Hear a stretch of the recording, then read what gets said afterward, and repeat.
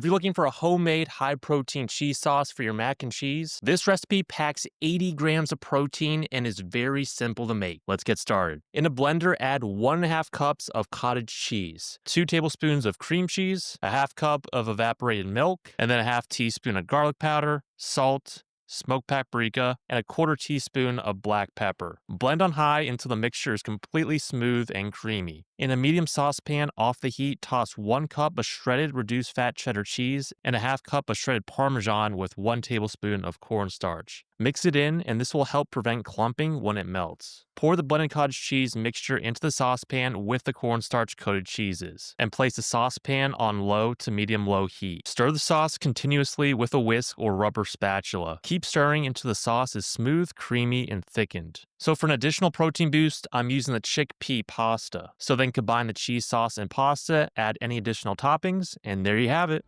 If you like this video, check out my other recipe videos right here.